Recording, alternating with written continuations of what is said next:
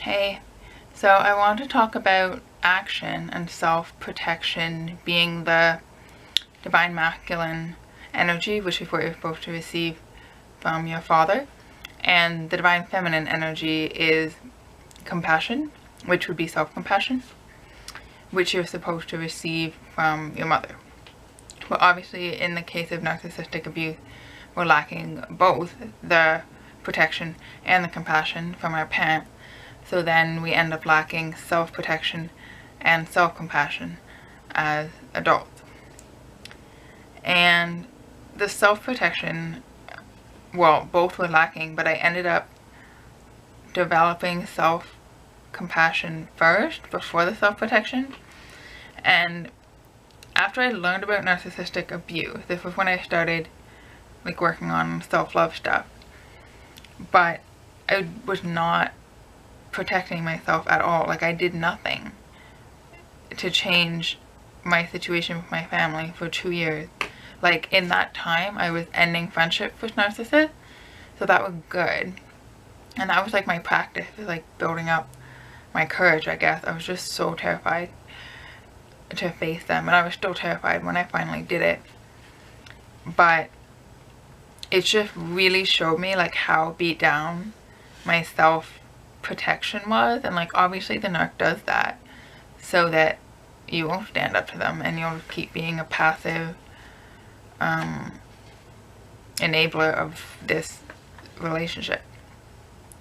But then I also realized that in addition to the abuse and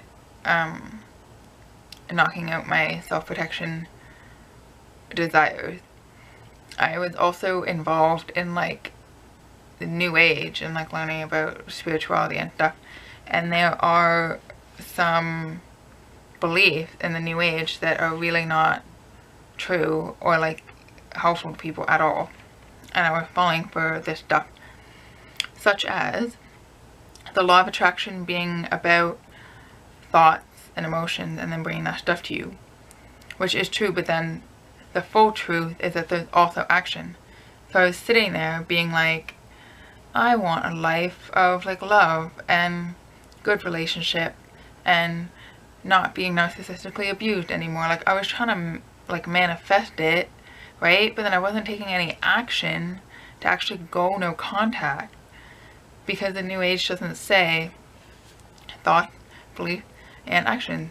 I mean, I guess it kind of implied, but I don't know, I just fell for that thinking of like, oh, if I just want it bad enough in my thoughts and emotions, then it'll somehow just happen. Like, I wasn't taking the initiative to actually like do anything about it. And that was the problem. Obviously I needed to actually go and end these relationships. And another new age thing is that you need to just change your perception of the situation and change yourself rather than change the situation. So I was doing a lot of that. I was like, oh, I'm just perceiving it a certain way, and I can just change my perception so that it's not so painful, which is just another way of like coping and enduring something instead of actually changing it. And then another belief is don't focus on the negative. I was already not focusing on the negative because that's what denial is. And so coming out of denial and then going into all this new age stuff, oh, don't focus on the negative. So like, obviously my family being narcissist is negative, so you don't want to focus on that, but then obviously it's still happening. And another belief is to accept and don't resist and just observe life. Like, sometimes that's good advice, but really, like, when something bad is happening to you, you can't just be like, oh, I'm going to accept that this is the way that it is, and then that's it. Like, acceptance is important. You have to say, this is what's going on. My family is narcissistic. But then you have to use that realization to then make a choice and say what am I going to do, now I'm going to leave. But these teachings don't really say that. They just say like, oh, accept it, and then that's all they say. So then I'm like, okay, I guess I'm accepting it, but then I wasn't taking any action to do anything about it.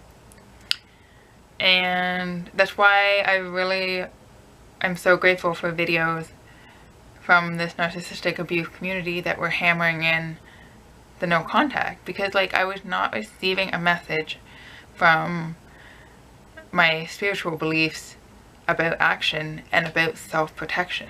And I think this is a massive flaw of the New Age movement, is they do not